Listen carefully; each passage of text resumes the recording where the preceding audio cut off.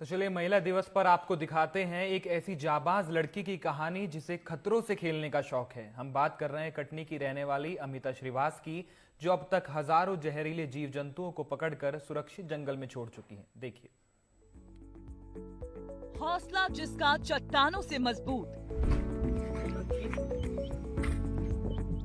खतरों से खेलना जिसका काम है। ये अकड़िया सांप है जिसको अपन आम भाषा में घोड़ा पछाड़ भी कहते हैं। बेसहारा जीव जंतुओं की वो आस है। वो बहादुर बेटी अमिता श्रीवास है। क्या है सिकंदर?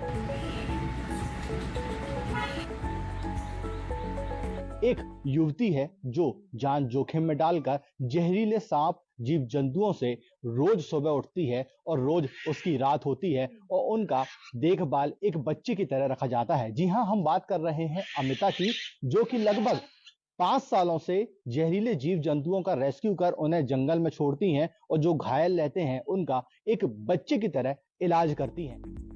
कटनी की रहने वाली अमिता श्रीवास ने जिंदगी को एक नया मकसद दिया है। उन्होंने अपनी जिंदगी जैसे बेजुबानों के नाम ही कर दी हो। अपनी जान की परवाह किए बिना वो जहरीले जीव जंतुओं का रेस्क्यू करने निकल पड़ती हैं। अब तक कई खतरनाक सांपों और जानवरों का रेस्क्यू कर उन्हें जंगल में छोड़ चुकी हैं। जिसको अभी हम सुरक्षित छोड़ने जा रहे हैं, आप देखिएगा। इतना ही नहीं, घायल और बेसहारा पशु पक्षियों की देखभाल घर में रखकर किसी बच्चे की तरह करती हैं। इस वक्त घर में खरगोश, बिल्ली और दुर्लभ प्रजाति का उल्लू मौजूद है, जिसकी देखभाल जारी है। इतनी 5 सालों से आप लगातार ये करते आ रही हैं। बड़े बड़े कौन कौन से आपने अभी तक सांप पकड़े हैं? मैंने मध्य प्रदेश में पाए जाने वाले सभी जो वेनेमस होते हैं, सबसे जहरीले सर्प, जैसे Indian common krait, Indian Russell viper, Indian spectacled cobra सहित सभी नॉन वेनेमस जितने भी पाए जाते हैं लगभग सभी पकड़े हैं। केवल अभी पाइथन लिस्ट में नहीं है, बाकी सारे सर्प मैंने पकड़े हुए हैं। कितनी एज से आप चालू किए थे? सांप पकड़ना तो मुझे लगभग 8 से 9 महीना हुआ है, लेकिन अन्य पशु पक्षियों का संरक्षण और बचाव मेरे द्वारा 5 साल से किया जा रहा है। अमिता अभी महज 25 साल की है। अपने साथियों के साथ मिलकर जीव जंतुओं की जान बचाने के मिशन में जुटी हैं। वो घर पर सिलाई कढ़ाई करती हैं ताकि खर्च भी निकलता रहे। पहले वो ये काम मुफ्त में करती थी, लेकिन कुछ समय से उन्होंने सांप और जहरीले जंतुओं को पकड़ने के लिए कुछ हल्का फुल्का शुल्क लेना भी शुरू कर दिया है, लेकिन ये भी वो स्वेच्छा से ही लेती हैं। अच्छा, आप जैसे सांप पकड़ने जाती हैं तो उसका कोई चार्ज लेती हैं? हाँ, पहले तो नहीं लेती थी। लगभग 70 से 75 सांप जब मैंने पकड़े तो चार्ज नहीं लेती थी, लेकिन फिर जब समझ में आने लगा कि बहुत दूर छोड़ने जाना है, इनको रिस्क होता है, कभी काट लिया तो हमारे लिए परेशानी खड़ी होती है, तो फिर मैंने एक न्यूनतम जो राशि होती है जो हर कोई दे सकता है, तो वो चार्ज मैंने हाँ, स्वेच्छा से। अमिता शुरुआत से ही समाज सेवा के कामों से जुड़ी है।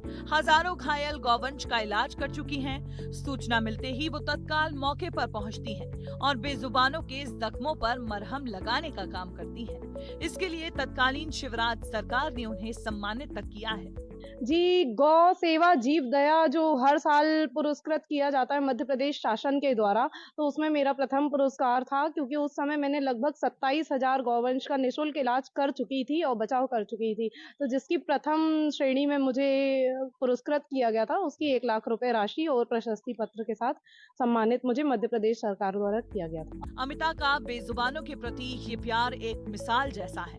वो समाज के लिए प्रेरणा है, बेसहारा जीव जंतुओं के लिए उम्मीद है। जिस उम्र में युवा मोबाइल पर रील देखने में व्यस्त रहते हैं, उसी उम्र में अमिता हर शौक छोड़कर पशु पक्षी और जानवरों की जिंदगी बचाने में जुटी है।